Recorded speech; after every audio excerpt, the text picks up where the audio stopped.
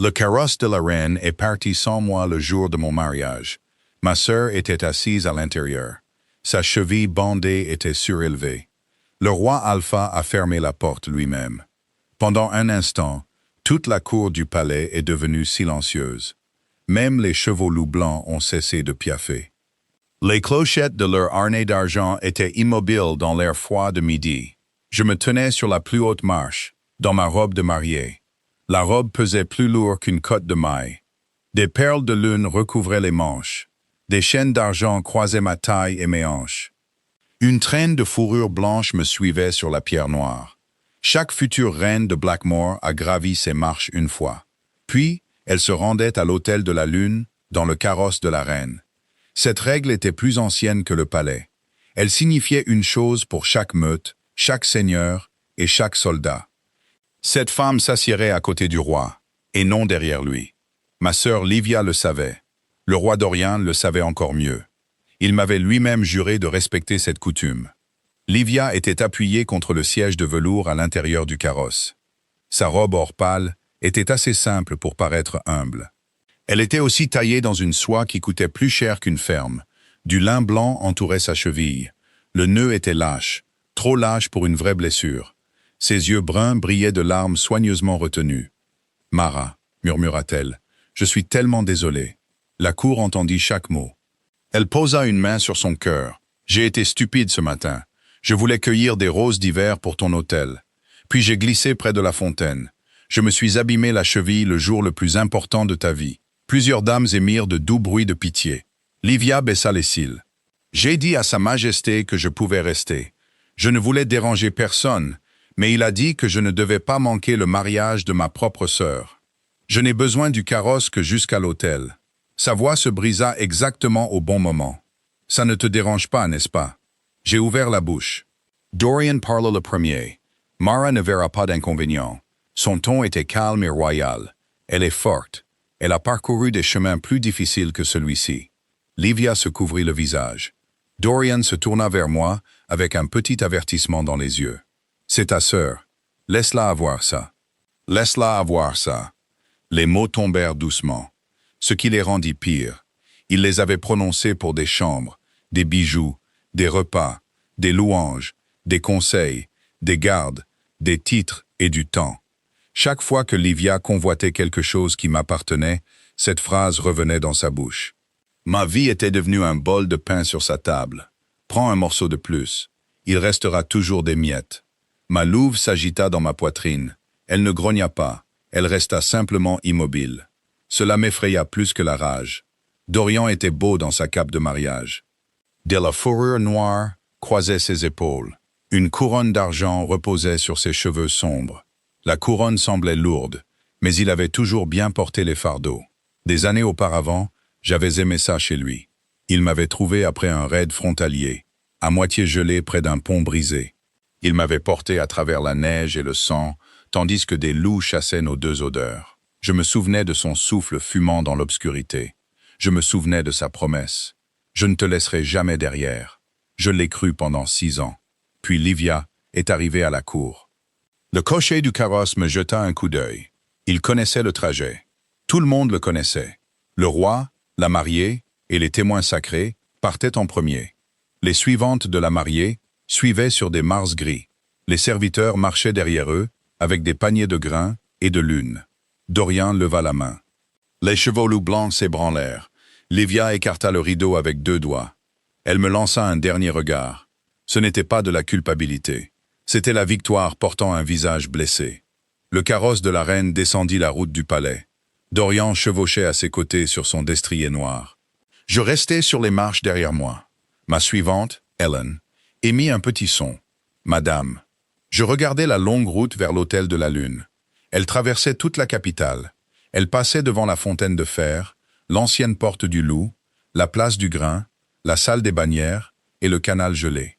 Au bout, au-dessus de la rivière, se dressait l'hôtel où chaque roi alpha de Blackmore avait pris sa reine. En robe lourde, la marche prendrait plus d'1 heure. Devant la moitié du royaume, elle semblerait plus longue. Le seigneur Van, le maître de cérémonie, monta les marches en hâte.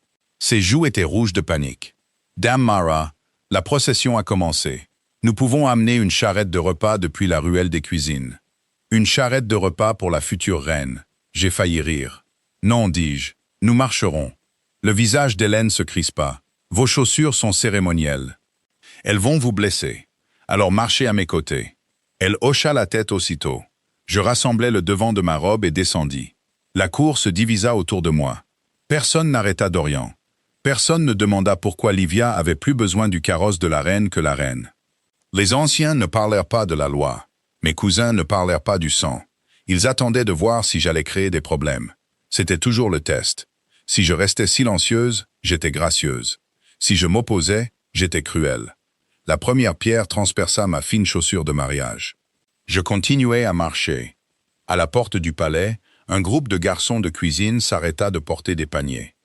L'un d'eux fixa la longue traîne qui se traînait derrière moi. Un autre regarda la route vide devant. « Est-ce qu'elle marche ?» murmura-t-il. Son ami lui donna un grand coup de coude. J'entendis les deux. La ville s'était parée pour mon mariage. Des draps blancs pendaient au balcon. Des branches de pin encadraient les portes. De la poussière d'argent marquait la route. Des enfants tenaient des bols de pétales de fleurs de lune. Quand ils me virent à pied, leurs pétales s'abaissèrent. Une vieille femme porta la main à sa bouche. L'humiliation aurait dû me brûler. Ce ne fut pas le cas. Quelque chose de plus froid me traversa. Le premier souvenir me vint près de la fontaine de fer. C'était 6 mois après l'arrivée de Livia. Elle venait de la branche la plus pauvre de la lignée de Voile, du côté de ma mère. Son père était mort en devant des impôts sur le grain. Sa mère l'avait envoyé à la cour avec une seule malle et beaucoup de larmes. Je l'ai accueilli. Ce fut la première erreur. Je lui ai donné des robes. À ma table, je lui réservais la chaise à côté de la mienne. En public, je la laissais m'appeler sœur, bien que nous ne nous soyons rencontrés que 2 fois enfants.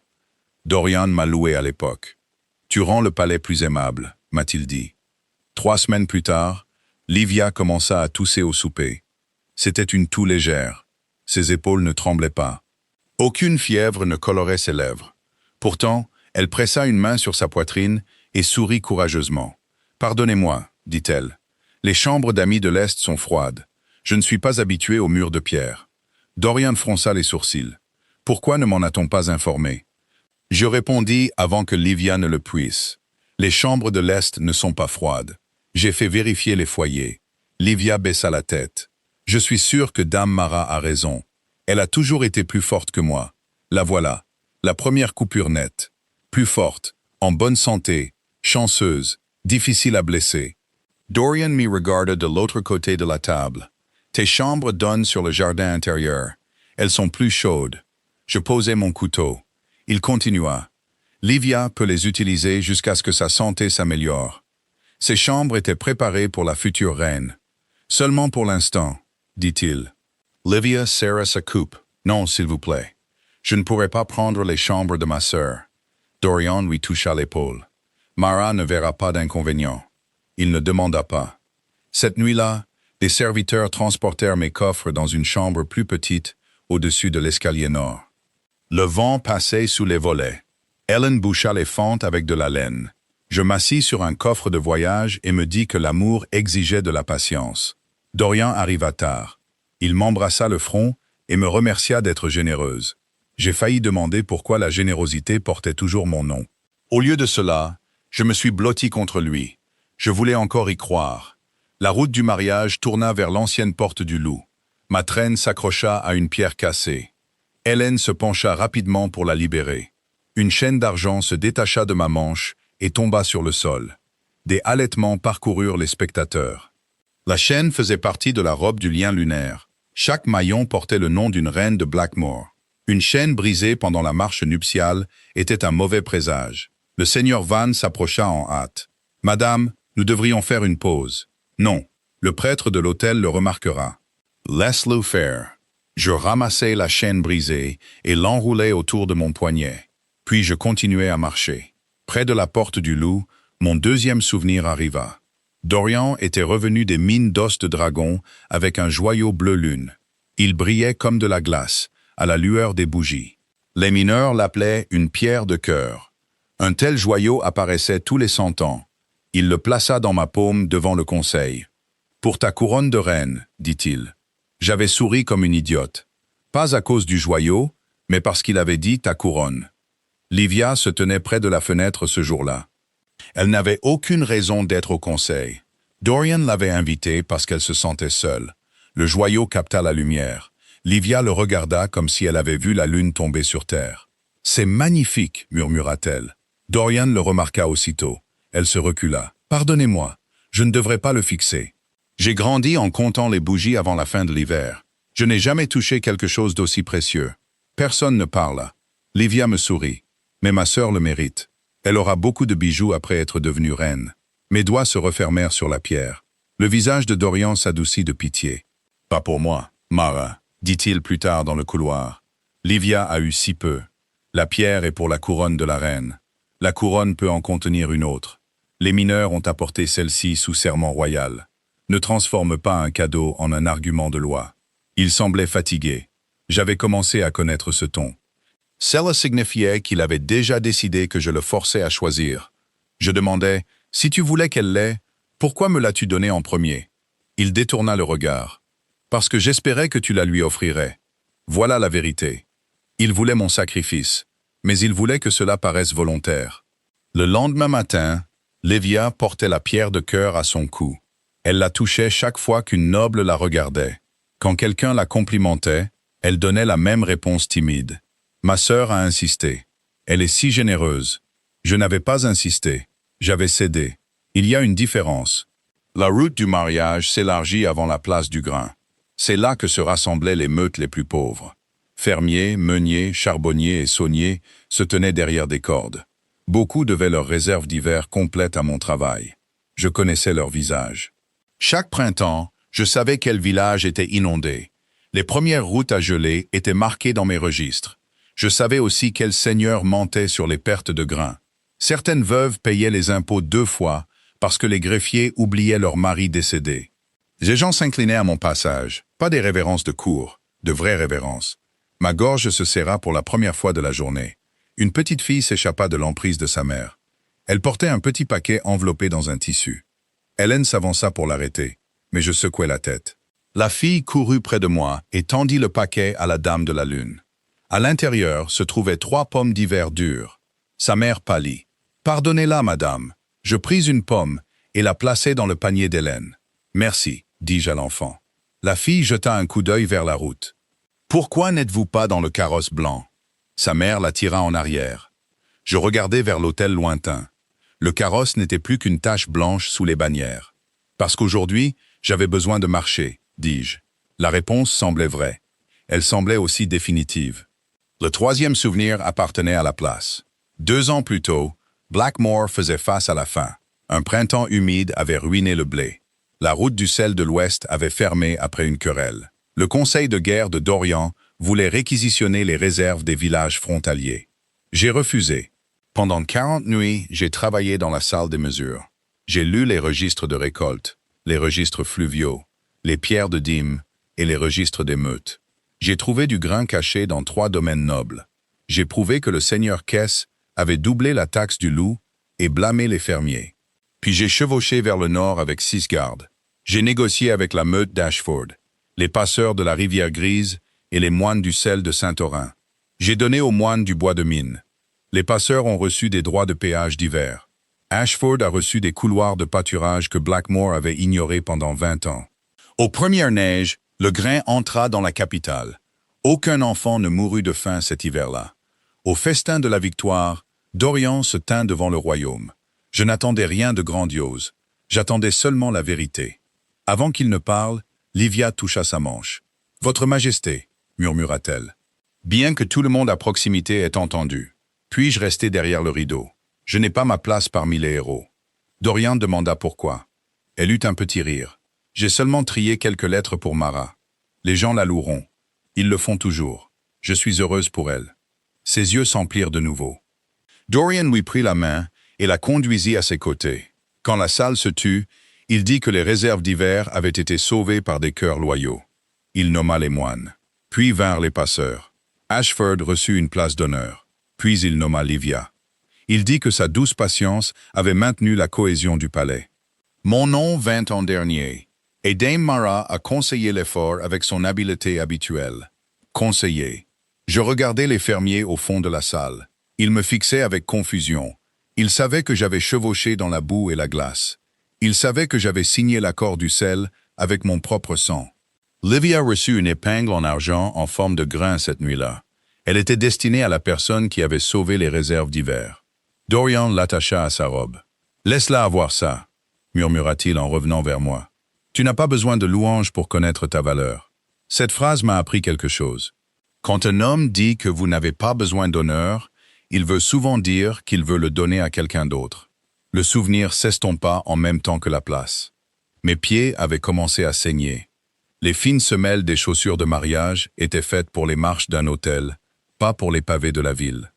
Une chaleur se répandit sous mes orteils. Chaque pas pressait le tissu contre la peau. Hélène vit mon visage. Nous pouvons nous arrêter derrière la salle des bannières. Non, Mara. Si je m'arrête, il enverra quelqu'un me chercher. Serait-ce si terrible? Je la regardai. Hélène baissa la voix. Pardonnez-moi. Je ne pense qu'à votre douleur. Je sais. C'est pourquoi je continuais à marcher. La douleur avait une utilité aujourd'hui. Elle mesurait la distance entre ce que j'endurais et ce que je n'endurerais plus jamais. Dans la salle des bannières, les meutes nobles observaient depuis les marches. Leurs caps formaient des rayures sombres contre la pierre pâle. Les loups de Blackmore portaient du noir et de l'argent. Les loups de Voile portaient du vert et du blanc. Quelques envoyés de Corbois se tenaient à l'écart en gris. J'ai vu l'un d'eux clairement. Le roi Alaric de Corbois était venu comme témoin du traité. Il était l'ennemi de Dorian dans toutes les chansons. Il se tenait sans couronne, vêtu d'une simple cape sombre. Ses cheveux étaient noirs, ses yeux d'un gris clair. Une cicatrice traversait une de ses joues. Cela ne le rendait pas laid. Cela rendait son immobilité plus difficile à ignorer. Il observa le sang sur mon ourlet. Puis il regarda vers le carrosse blanc qui attendait près de l'hôtel. Il comprit aussitôt. La plupart des gens à la cour savaient comment cacher une pensée. Alaric, lui, ne cachait pas son mépris. Pas pour moi, pour Dorian. Je détournai le regard la première. Le quatrième souvenir vint avec les bannières. Blackmore avait failli perdre la frontière ouest l'automne dernier. Les capitaines de Dorian accusaient les raids de Corbois. Corbois accusait les percepteurs de Blackmore. Les deux camps se préparaient à la guerre. J'ai demandé 3 jours. Dorian m'en a donné un. J'ai chevauché jusqu'à la frontière avec de vieilles cartes, 2 scribes et Hélène. Nous avons trouvé la vérité dans un poste de péage incendié. Les percepteurs de Blackmore n'avaient pas attaqué Corbois. Les éclaireurs de Corbois n'avaient pas brûlé les champs de Blackmore. Le seigneur Kess avait fait les deux. Il voulait une guerre, parce que la guerre effaçait les registres fiscaux. J'ai trouvé ces preuves dans des seaux d'argile. Ces hommes utilisaient des clous de sel de Blackmore sur les terres de Corbois et des pointes de flèches de Corbois dans les granges de Blackmore. J'ai ramené les clous, les flèches et la déclaration d'un péager mourant. Dorian a loué mon courage en privé. En public, il a crédité son conseil de guerre. Livia se tenait à ses côtés pendant le repas du traité. Elle portait du bleu doux et semblait effrayée par les capitaines en armure. « J'aimerais être utile, dit-elle. Dorian lui sourit. « Tu nous rappelles pourquoi la paix est importante. » L'envoyé de Corbois l'avait dévisagé. Cet envoyé était Alaric. Plus tard, alors que je quittais la salle, Alaric s'avança dans la lumière des torches. « Dame Mara, dit-il, vos preuves ont empêché une guerre stupide. » Je m'arrêtai. « Vous avez vu les preuves. J'en ai vu assez. J'ai aussi vu qui n'a pas reçu le crédit. J'aurais dû être offensé. Au lieu de cela, je me suis senti vu. Vous êtes audacieuse pour une invitée dans une cour ennemie. La vérité est plus sûre lorsqu'elle est dite avant que les couteaux ne sortent. » Puis il s'inclina et partit. Je n'ai pas parlé de cette rencontre à Dorian. À l'époque, cela me semblait déloyal. Maintenant, en marchant vers mon hôtel volé, je me demandais quand la loyauté était devenue un autre nom pour le silence. Le vent de la rivière se leva. L'hôtel de la Lune se dressait devant sur sa haute plateforme blanche. Le carrosse de la reine attendait en bas. Livia était toujours assise à l'intérieur, mais le rideau était ouvert. Elle voulait que la foule voie son bandage. Dorian se tenait près du prêtre. Il avait l'air impatient. Pas inquiet, pas honteux, impatient. Cette expression acheva ce que la longue route avait commencé. La mariée avait marché en saignant à travers la capitale, et le roi était agacé qu'elle arrive en retard. Je gravis la première marche de l'hôtel. Une douleur fulgurante traversa mon pied. Je m'agrippai à la rampe de pierre et continuai à avancer. Le prêtre de l'autel, le père Aurine, regarda de mon ourlet à Dorian. Son visage se crispa. Il connaissait les lois, il m'en avait enseigné la moitié. Une mariée qui atteignait l'autel blessée par négligence royale pouvait exiger une enquête avant tout lien. Dorian devait le savoir aussi. Il descendit et m'offrit sa main. « Mara, dit-il doucement, tu as fait valoir ton point de vue. » Je regardais sa main. Du sang avait taché le bord de mon gant blanc. Quel point de vue? Sa mâchoire se contracta. Pas ici. Où alors? Après le serment. Livia bougea dans le carrosse. S'il vous plaît, ne vous disputez pas à cause de moi. Sa voix portait bien. Trop bien. J'aurais dû rester au lit, dit-elle. Maintenant, tout le monde pense que j'ai volé quelque chose. Plusieurs dames me regardèrent avec un blâme déjà naissant. La main de Dorian se referma sur la mienne. Elle pleure, murmura-t-il. Ne lui fais pas honte devant l'autel. Je retirai ma main. Le prêtre leva la lame de lune. Dame Mara, demanda-t-il, venez-vous librement pour lier votre loup, votre sang, votre terre et votre nom à Dorian Blackmore, roi alpha de ce royaume? Les cloches de l'autel sonnèrent une fois. La ville attendait. Je tendis la main vers l'anneau de la reine. Dorian se détendit. Il pensait que j'allais le mettre. Au lieu de cela, je le retirai de mon doigt. L'anneau d'argent semblait froid et petit. Une si grande partie de ma vie avait été piégée dans ce cercle. Je le posai sur la pierre de l'autel. Le son fut faible. Tout le monde l'entendit. Non, dis-je. Le mot me laissa propre. Dorian fixa l'anneau. Le père Aurine abaissa la lame. Livia Haleta, Mara. Je fis face à la foule. J'ai donné ma chambre à ma sœur quand elle a dit qu'elle avait froid. Je lui ai donné la pierre de cœur destinée à ma couronne quand elle a dit qu'elle n'avait jamais tenu la beauté. Je lui ai donné l'honneur de l'hiver quand elle a dit que personne ne la louait. Aujourd'hui, je lui ai donné le carrosse de la reine parce que mon roi a répondu pour moi. Les yeux de Dorian se durcirent. Assez. Je me retournai vers lui. Oui, dis-je, assez. Le mot le frappa. Tu ne vas pas mettre fin à un lien royal pour un carrosse. J'y mets fin à cause de l'homme qui l'a pris. Des murmures parcoururent la place de l'autel. Livia se mit à pleurer. Elle était très douée pour pleurer. Je ne voulais pas ça, sanglota-t-elle. Ma cheville me fait vraiment mal. Je voulais seulement être avec ma sœur. Alors lève-toi, dis-je. Ses larmes s'arrêtèrent pendant une demi-seconde. Dorian s'interposa entre nous. Ne sois pas cruel. Si sa cheville est abîmée, elle ne peut pas se tenir debout. Si elle peut se tenir debout, elle n'avait pas besoin du carrosse de la reine. Livia s'agrippa au siège du carrosse. Tous les visages se tournèrent vers elle. Elle essaya de trembler. Elle regardait Dorian. Pour la première fois de la journée, il ne savait pas comment la sauver sans paraître ridicule. J'élevai la voix. Aucune femme ne devient reine de Blackmore en marchant derrière son propre remplacement. Le visage de Dorian devint pâle de colère. Tu t'oublies. Non, je me souviens. Je plongeai la main dans ma manche et en sortis un paquet scellé. Hélène l'avait noué avec un cordon vert ce matin-là. Elle pensait que je portais mes derniers vœux. D'une certaine manière, c'était le cas. Le premier parchemin portait la marque du pain argenté de ma maison. Selon la loi de voile, un lien de mariage n'ouvre les routes de ma dot qu'après serment et sang. Aucun serment n'a été prononcé. Aucun sang n'a été uni. Par conséquent, les routes du grain du Nord restent miennes. Le seigneur Van émit un son d'étouffement. Dorian s'approcha. Ce n'est pas le moment. C'est exactement le moment. Je brisai le deuxième sceau. L'accord du sel avec Saint-Orin a été signé sous mon nom. Blackmore peut l'utiliser tant que je sers comme reine. Je ne sers pas comme reine. Les moines du sel dans la foule commencèrent à chuchoter. Un troisième parchemin s'ouvrit. La concession de la mine d'os de dragon a été faite pour la couronne de la reine. Puisqu'aucune couronne de reine ne sera faite pour moi, la pierre de cœur doit être rendue à la garde de voile. La main de Livia vola à sa gorge. Le joyau brillait d'un bleu contre sa peau. Pour la première fois, elle parut vraiment effrayée. Dorian attrapa mon poignet. Un grognement parcourut les gardes. Tous ne le visaient pas. Je baissai les yeux sur sa main. « Relâche-moi devant témoin. » Il le fit lentement. Je levai le dernier parchemin.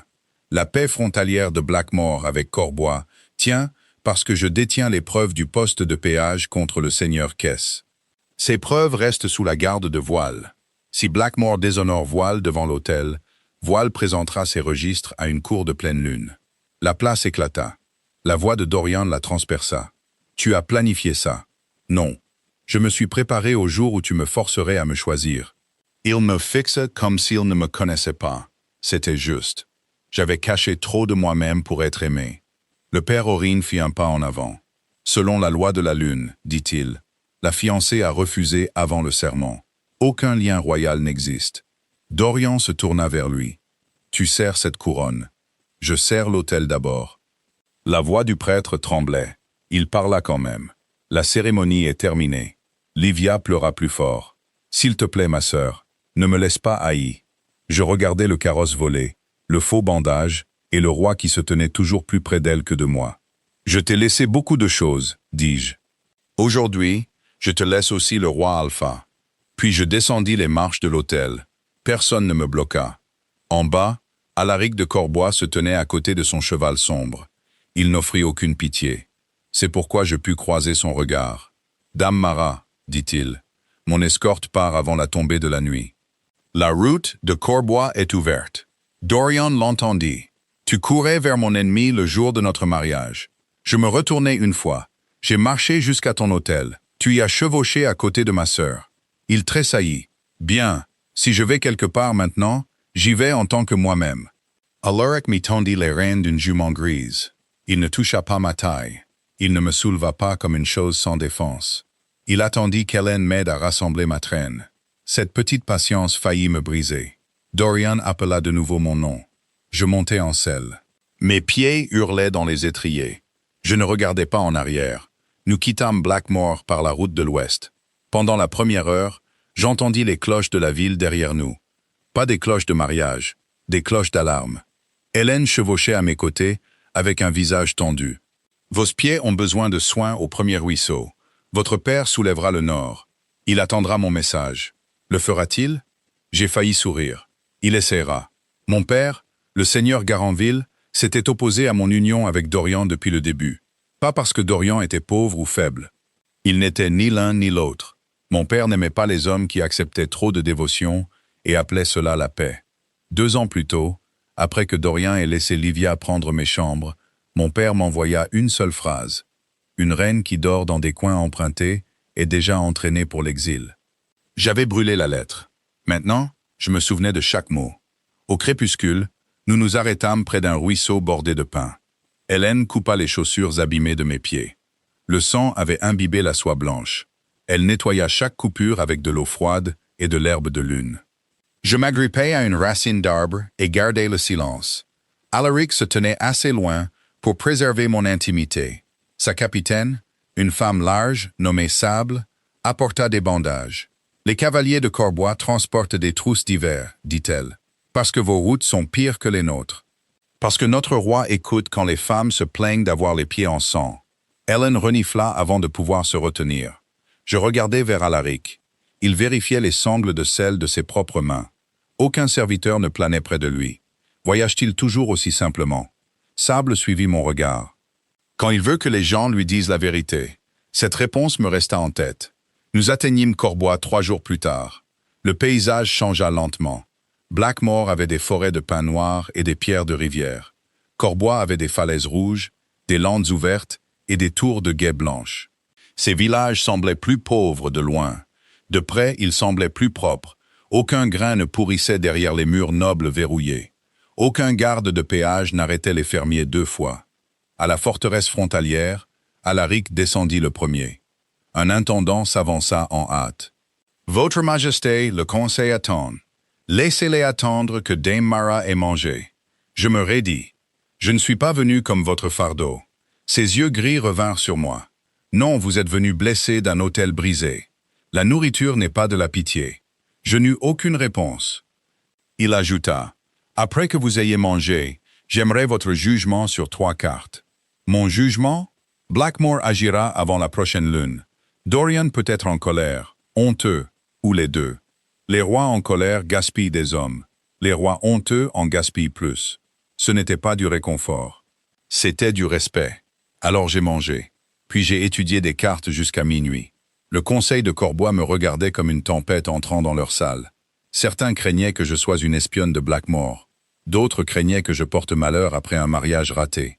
Un vieux seigneur demanda si une femme qui avait fui un hôtel pouvait honorer un autre traité. Alaric ne répondit pas pour moi. Il me regarda. Je me levai et demandai ses registres. Le seigneur rit. Nous discutons de guerre, pas de compte de cuisine. Alors vous perdrez les deux. La salle se tut. Je montrai les registres de grains de l'Ouest. Votre tour sud ne peut pas tenir l'hiver. Ces réserves sont comptées 2 fois. Une fois dans le registre de la tour, une fois dans la levée de la rivière. Le même orge est promis à 2 garnisons. L'intendant se pencha sur les tablettes de cire. Son visage changea. Je passai à la route du sel. Si Blackmore ferme Saint-Oran, vous pouvez toujours transporter le sel par l'ancien col de l'abbaye. Mais seulement si vous réparez le pont avant le premier gel. Le seigneur Halden, le vieux sceptique, fronça les sourcils. Ce pont s'est effondré il y a 10 ans. Seule la travée supérieure s'est effondrée. Les piles en pierre sont restées. Comment le sauriez-vous? Parce que j'ai parcouru ce col quand j'ai prouvé que le seigneur Kess brûlait les 2 frontières. Personne ne riait maintenant. Alaric se pencha en arrière dans son fauteuil. « Continuez, dit-il. » Je l'ai fait. À l'aube, Corbois avait un plan pour l'hiver. À midi, j'avais une chambre à moi. Elle faisait face à l'est et avait un grand foyer. Personne ne me demanda de la céder. La 2e nuit, un messager arriva de Blackmore. Le sceau était celui de Dorian. Je l'ouvris dans la salle du conseil. « Mara, reviens avant que la rumeur ne se transforme en loi. Tu as été blessé, et je l'accepte. Livia n'aurait pas dû utiliser le carrosse. Nous pourrons discuter du reste après que tu te sois calmé. Le royaume a besoin des routes de voile. J'ai besoin de toi à mes côtés. Ne laisse pas l'orgueil détruire 6 ans. Dorian. » Je l'ai lu 2 fois. Puis je l'ai passé à Ellen. Elle fit une grimace comme si l'encre sentait mauvais. Alaric ne dit rien. Je pris une feuille fraîche. Roi d'Orient, aucun serment n'a été prononcé. Aucun lien n'existe. Les routes de voile restent sous l'autorité de voile. La pierre de cœur doit être restituée dans les 7 jours. L'accord du sel de Saint-Oran sera renégocié uniquement par mon sceau. Envoyez les futurs messages par des émissaires légaux, pas par des messagers privés. Mara. Je sablai l'encre et la scellai de verre. Sable la porta elle-même. 3 jours plus tard, le 2e message de Dorian arriva. Celui-ci était plus court. Ne laisse pas Corbois t'utiliser. Je ris une fois. Cela surprit tout le monde dans la pièce. Ellen demanda. Qu'y a-t-il de drôle? Il n'a jamais eu de scrupule à m'utiliser. Il s'inquiète seulement quand un autre roi écoute. Je n'ai pas répondu au 2e message. Blackmore agit exactement comme Alaric l'avait prédit. D'abord vint le déni royal. Dorian déclara que le mariage avait été retardé pour cause de maladie. Il affirma que j'étais parti vers le nord pour me remettre de l'épuisement. Livia apparut à la chapelle avec sa cheville bandée et la pierre de cœur toujours à son cou. Puis vint la pression. Les cavaliers de Blackmore visitèrent les villages de voile et exigèrent du grain en vertu de l'ancienne taxe de mariage. Mon père leur refusa l'entrée à la porte nord. Le capitaine montra l'édit de Dorian. Mon père montra le mien. Il montra aussi 50 cavaliers loups armés derrière lui. Le capitaine repartit affamé. Après la pression vint le blâme. Des chansons apparurent dans les tavernes de Blackmore. Elle m'appelait la fiancée fugitive de voile. Elle disait que j'avais déshonoré l'hôtel parce que ma sœur était plus jolie. Elle disait que Corbois m'avait ensorcelé. Ellen voulait brûler toutes les tavernes. Je lui donnais du parchemin à la place. Note où chaque chanson commence. Tu veux des archives de mensonges d'ivrogne? Les mensonges d'ivrogne ont souvent des mécènes sobres. En une semaine, les marchands de Corbois remontèrent la piste des chansons jusqu'au seigneur Kess. Cela m'intéressa. Kess avait survécu à mes preuves antérieures parce que Dorian craignait de le punir avant le mariage. Kess tenait 3 forteresses frontalières et trop de vieilles dettes. Dorian promit de s'occuper de lui après le mariage. Après. Ce mot avait porté la moitié de ma prison.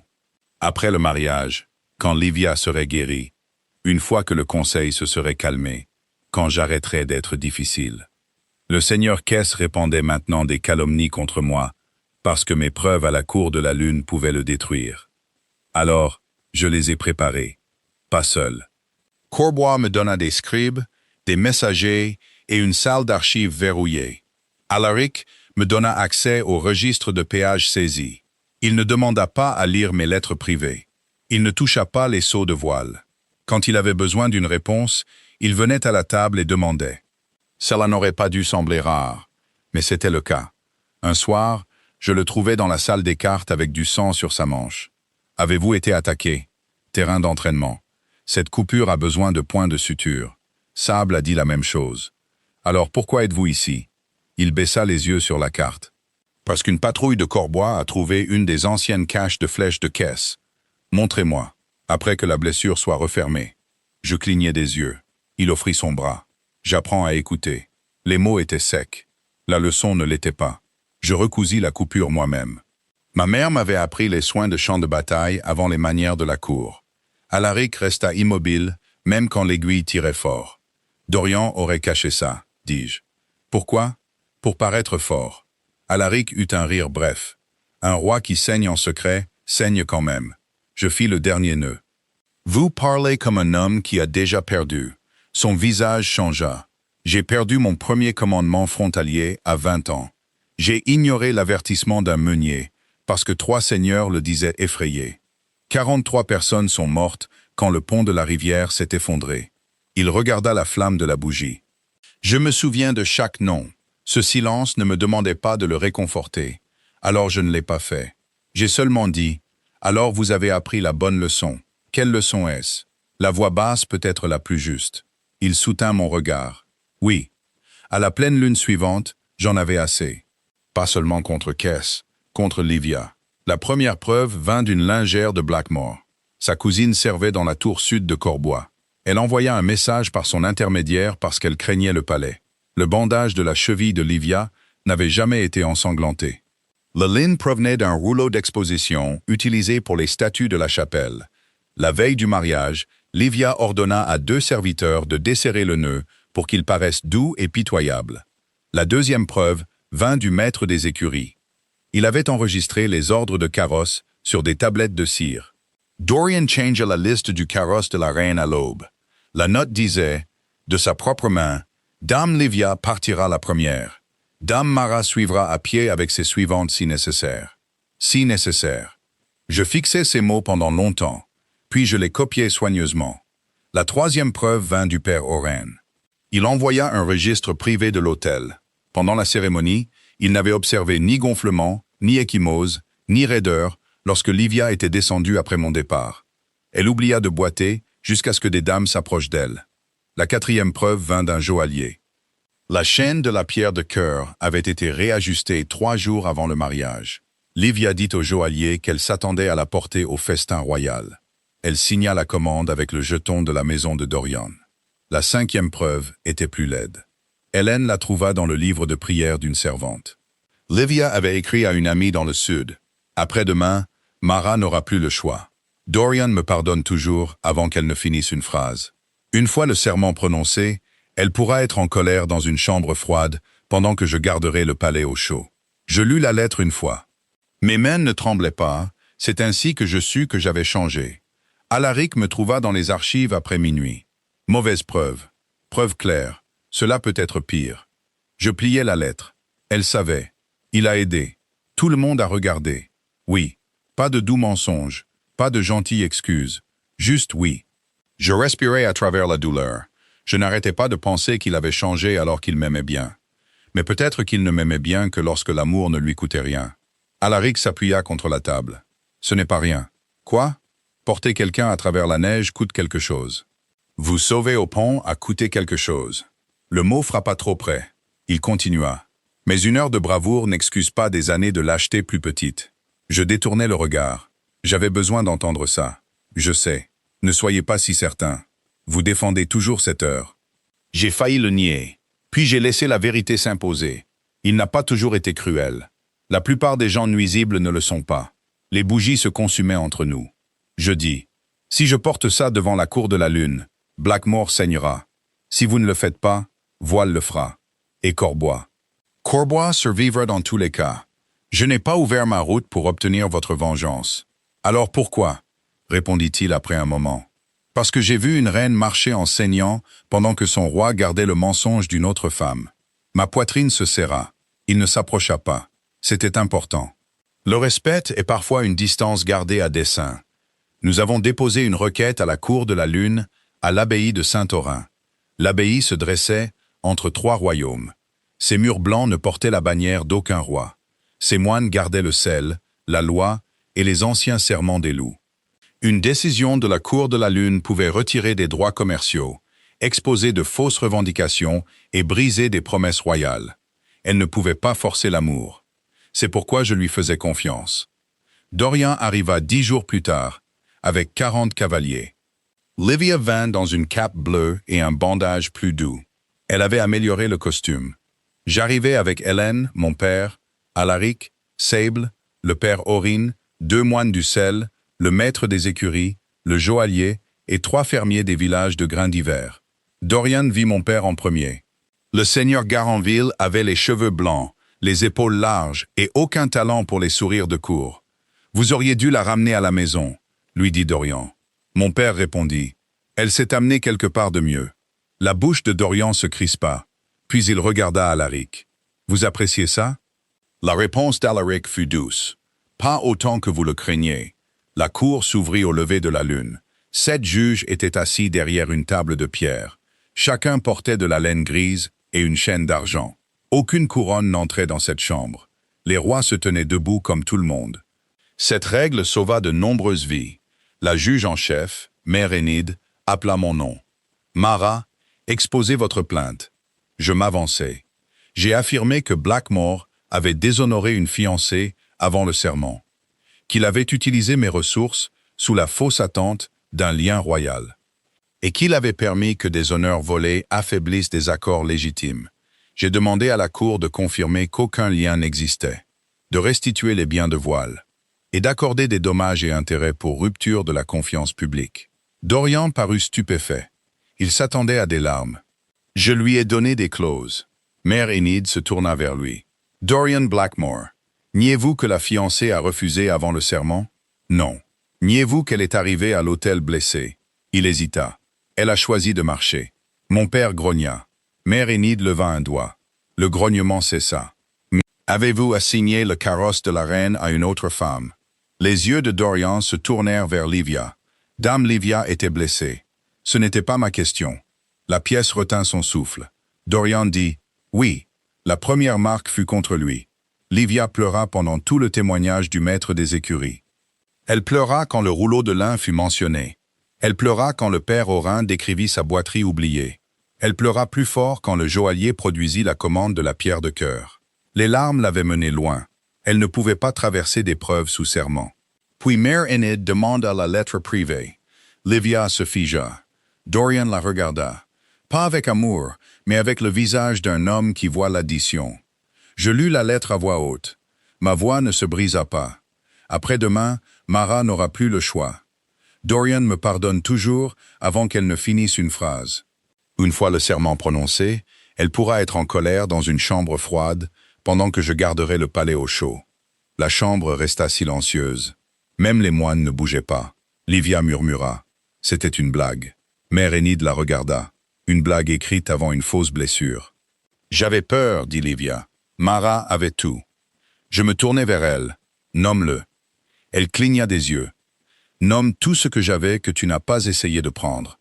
Sa bouche s'ouvrit. Aucune réponse ne vint. Dorian se leva. Cela est allé trop loin. Livia a agi stupidement, mais j'ai pris la décision. Punissez-moi si vous le devez. Pendant un instant, l'ancienne partie de moi s'agita. Le voilà. L'homme qui avait autrefois marché dans la neige. L'homme qui pouvait encore se dresser entre le mal et quelqu'un de plus faible. Puis je me suis souvenu où il s'était tenu le jour de mon mariage.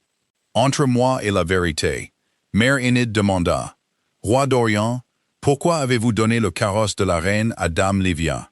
Ses épaules s'affaissèrent, parce qu'elle l'a demandé. « Pourquoi n'avez-vous pas demandé à Dame Mara ?» Il me regarda. La pièce attendait, parce que je pensais qu'elle le pardonnerait. La voilà. Pas de l'ignorance, pas de la confusion, de l'attente. Mère Enid écrivit les mots elle-même. L'audience dura 2 jours.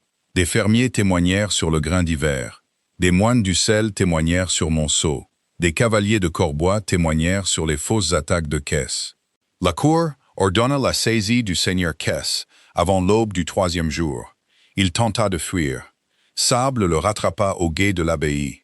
Au lever du soleil, Kess avoua assez pour se ruiner. Il avait payé des chanteurs pour se moquer de moi. Les rumeurs sur la sorcellerie de Corbois venaient de son argent. Son but était simple. Il voulait que mes preuves aient l'air d'un poison ennemi. Dorian écouta avec une main sur la bouche. Son royaume ne s'effondrait pas parce que j'étais parti. Il révélait où il avait refusé de regarder. La décision fut rendue sous une lune claire. Aucun lien n'existait entre Dorian et moi. La pierre de cœur devait retourner à la garde de voile. Blackmore devait à voile 3 ans de paiement routier d'hiver retardé. Livia perdit la protection des invités sur les terres de Blackmore et de voile pendant 7 ans. Le seigneur Kess perdit son titre, sa forteresse et ses droits commerciaux. Dorian garda sa couronne, mais il perdit la confiance de la cour. Mère Enid prononça l'avertissement final. Un roi alpha peut commander des armées. Il ne peut pas dépenser la dignité d'une future reine comme de la monnaie courante. Ces mots voyagèrent plus vite que n'importe quelle chanson. Après la décision, Dorian attendit dans la cour de l'abbaye. La neige avait commencé à tomber. Bien sûr qu'elle l'avait fait. La mémoire peut être cruelle avec la météo. Il ne portait pas de couronne. Sa cape était simple. Il paraissait plus jeune sans colère et plus vieux sans fierté. « Mara », dit-il. Ellen se plaça à mes côtés. Je touchai son bras. « Tout va bien. » Dorian s'arrêta à quelques pas. « J'ai rendu la pierre de cœur. La cour l'a ordonné. Je sais. » Il déglutit. « Livia a été envoyée dans le sud sous bonne garde. Kess est enchaîné.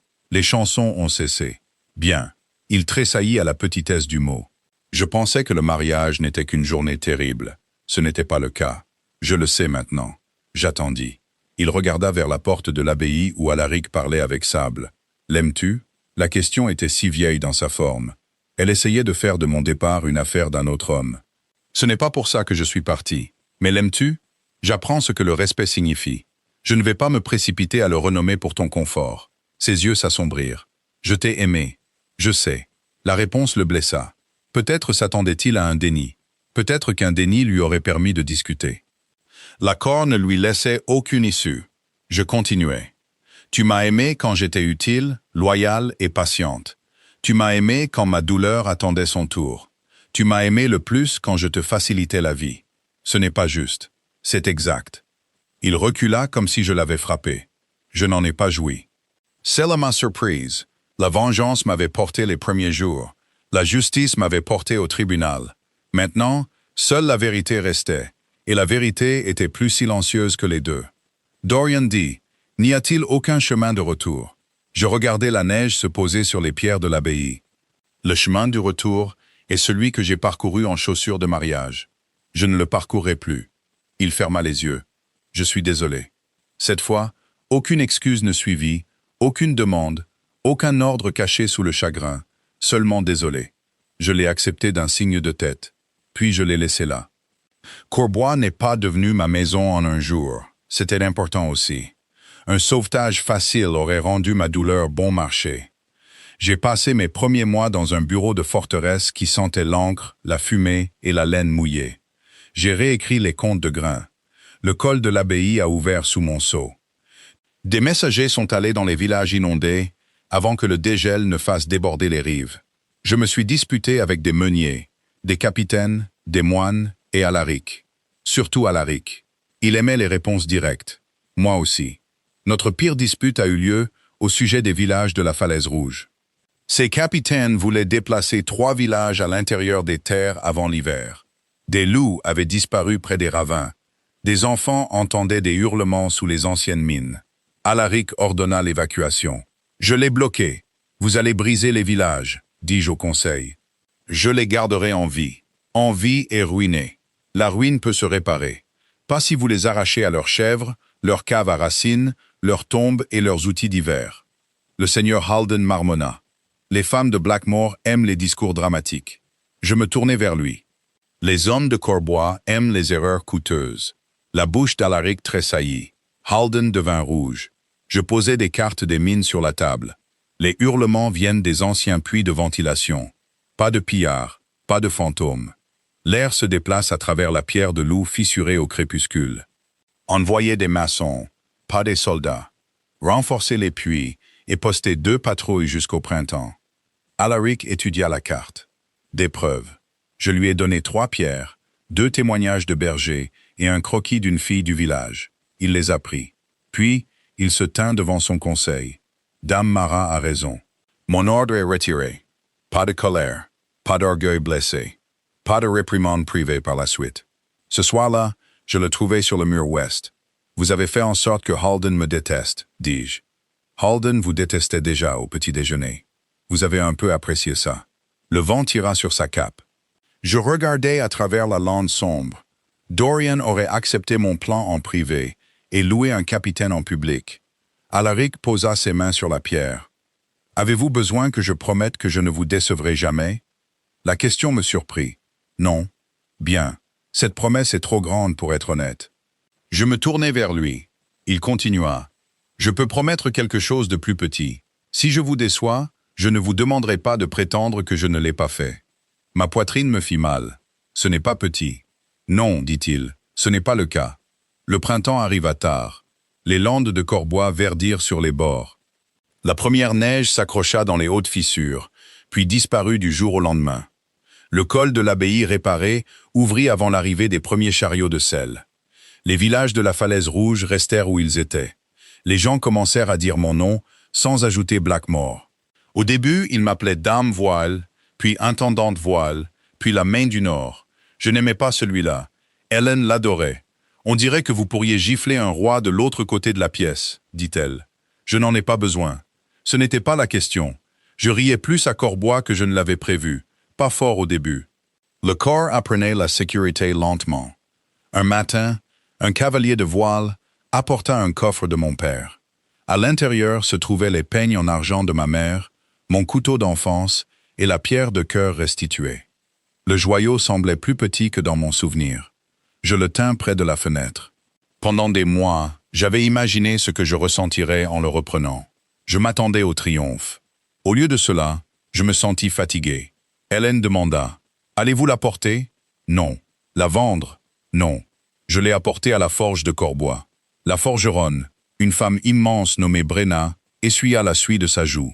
« C'est trop précieux pour un fermoir de ceinture. Je ne veux pas de fermoir. Une pierre de couronne. Pas de couronne. » Elle attendit. « Pouvez-vous la fendre ?» Brenna la fixa. « Une pierre de cœur ?»« Oui. Des hommes sont morts pour les garder entières. Des hommes sont morts pour de nombreuses formes stupides. » Elle sourit. « Alors, que voulez-vous en faire ?» 7 petites perles de serment pour un collier, pour une chaîne de conseil. Son sourire s'effaça pour faire place au respect. 7 perles. Elles honoraient 7 villages sauvés par le grain d'hiver. Elles marquaient 7 sièges pour les voies frontalières au conseil commercial de Corbois. Si la pierre avait été destinée à prouver la beauté d'une reine, je la ferais prouver un pouvoir partagé. Alaric l'a pris avant le souper. Vous avez fendu la pierre de cœur. Je l'ai fait. Dorian considérera cela comme une insulte. Dorian considérait mes pas comme un inconvénient. Alaric me regarda un long moment.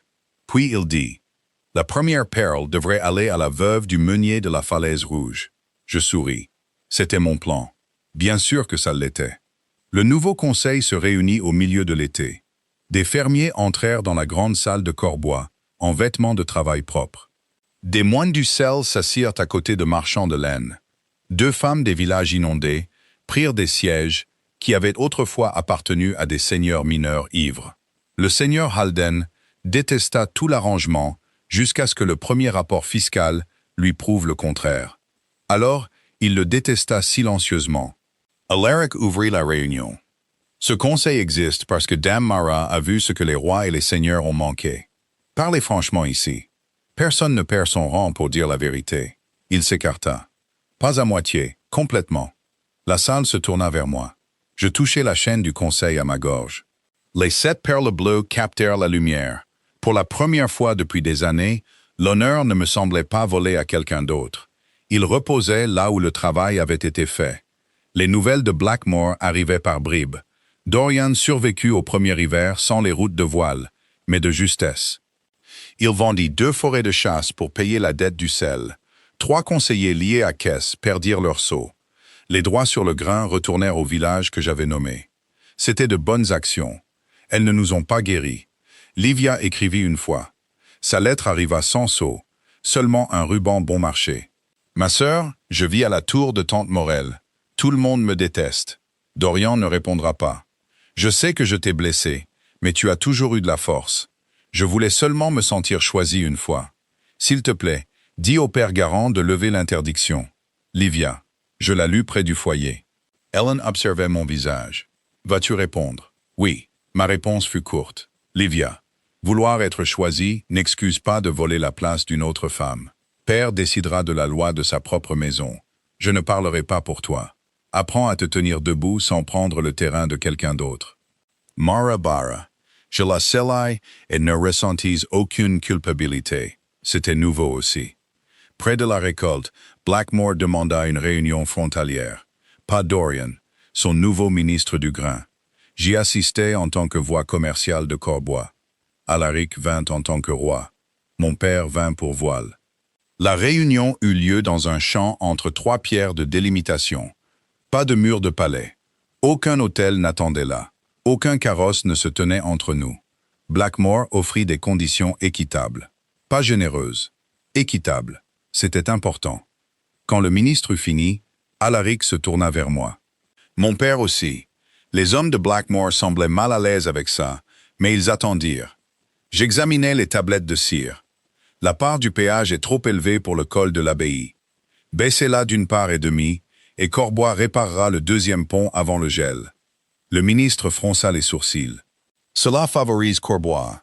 Cela favorise les chariots qui ne tombent pas dans les ravins. Mon père toussa dans son poing. Alaric regarda l'horizon. Le ministre ajusta le chiffre. Nous signâmes avant le coucher du soleil. Alors que les serviteurs rangeaient l'ancre, je vis Dorian au loin, au bord du champ. Il était venu sans bannière. Il ne s'approcha pas avant que les autres ne se retirent. Alaric le vit et se tourna vers moi. « Veux-tu que je reste ?» J'y ai réfléchi. « Non. » Alaric hocha la tête et s'éloigna. Dorian observa ce petit échange. « Il demande ?» dit-il. « Oui. » Le mot fit plus de dégâts que la colère. Dorian regarda à travers le champ du traité. « Blackmore est plus stable maintenant. J'ai entendu. Nous avons utilisé votre modèle de route d'hiver. Il a toujours été solide. J'aurais dû le dire il y a des années. Oui, il expira. Je ne te demanderai pas de revenir. Bien, mais j'ai besoin de dire ça. Pas pour la cour. Pas pour la cour. J'attendis. Je me disais que tu étais assez forte pour tout supporter. Cela sonnait comme un compliment. C'était une permission. J'ai utilisé ta force comme un endroit où mettre tous les fardeaux que je ne voulais pas porter. Ma gorge se serra malgré moi. Il continua. La faiblesse de Livia me faisait me sentir noble. Ta compétence me faisait me sentir en sécurité. Alors j'ai protégé la personne qui me faisait me sentir nécessaire et j'ai négligé la personne qui me maintenait debout. Le vent soufflait dans l'herbe sèche. Il me regarda. Je suis désolé, Mara. Les excuses étaient meilleures que les premières. Elles venaient sans main tendue, sans crochet caché. Je te crois, dis-je. Ses yeux se levèrent. Et je ne reviens pas. Ils se baissèrent de nouveau. Je sais. Pendant un instant, je vis le jeune roi du pont de neige. Il avait été réel. L'homme devant moi était réel aussi. L'amour n'avait pas été un mensonge. Il avait seulement échoué à l'épreuve des choix répétés. Cette distinction faisait mal. Elle me libérait aussi. Dorian s'inclina. Pas comme un amant, comme le témoin d'un souverain à l'envoyé d'un autre. Je lui rendis son salut. Puis il partit. Alaric attendait près des pierres de délimitation. Il ne demanda pas ce que Dorian avait dit. Je le lui dis quand même. Il s'est excusé. Bien. Tu n'as pas l'air jaloux. Je ne le suis pas. La plupart des rois le seraient. La plupart des rois pensent que les excuses sont une échelle de siège. Je ris. Alaric sourit faiblement. Cela changea tout son visage. Nous sommes rentrés sous un ciel doré. À mi-chemin de Corbois, il ralentit son cheval. Mara. Oui. À la lune d'hiver, le Haut Conseil demandera si j'ai l'intention de choisir une reine. Mon corps se figea. Il le remarqua. Bien sûr qu'il le fit. Je ne demande pas aujourd'hui. Je le regardais. Alors pourquoi me le dire? Parce que je leur répondrai en tenant compte de ton confort. Si une cour te serait un fardeau, j'interdirais le sujet. Un silence public pourrait t'insulter. Alors je peux nommer mon estime sans revendication. Si tu ne veux rien de tout cela, je resterai ton allié et en serai reconnaissant. La route se brouilla un instant. Pas de chagrin, mais du choc étrange d'être considéré avant d'être géré. « Que veux-tu » demandai-je. Il eut un petit rire rauque. « Tu poses des questions simples comme des lames. Réponds. Je veux me tenir à tes côtés dans une pièce où personne ne se demande si tu as mérité ta place. Au petit déjeuner, je veux t'entendre débattre de politique. Ton nom devrait figurer sur chaque traité que tu façonnes. Un jour, je veux qu'on me confie ton repos aussi bien que ta force. Non, non, et aucune promesse assez grande pour se cacher à l'intérieur. Juste une vie avec de la place. Je regardais la route devant moi. Je ne suis pas prête pour un serment. Je sais, je suis peut-être lente. J'ai gouverné Corbois pendant 3 hivers de mauvaises routes. Je peux attendre. Ce n'est pas romantique. C'est exact. Je souris avant de pouvoir m'en empêcher. À la lune d'hiver, dis-je, tu peux nommer ton estime. Ses mains se crispèrent une fois sur les rênes. C'était tout. Pas de cri de victoire, pas de revendication, seulement la plus petite fissure dans son visage prudent. C'était assez. La lune d'hiver arriva sous un ciel clair. La grande salle de Corbois se remplit de bannières. Pas des bannières de mariage, des bannières de conseil. Les meutes commerciales, les villages fluviaux, les maisons de forge et les cavaliers frontaliers se tenaient tous sous leur propre couleur. Les 7 perles de serment brillaient sur la chaîne du conseil. Je portais du vert et du gris. Pas de blanc, plus jamais de blanc pour un serment public. Alaric se tenait devant le haut siège. Les seigneurs s'attendaient à des discussions sur les héritiers, les alliances et le choix d'une reine. Plusieurs avaient préparé leurs filles. Le seigneur Halden avait préparé sa désapprobation. Alaric les laissa attendre. Puis il dit, « Corbois ne choisira pas une reine en paiement de la paix. » Des chuchotements parcoururent la salle. Je ne nommerai pas non plus une femme, parce que la pression du conseil trouve ma vie privée utile. Halden parut offensé par l'exactitude. Alaric continua. « J'ai de l'estime pour Dame Mara de Voile. Je la nomme publiquement, parce que cacher le respect lui a nui par le passé.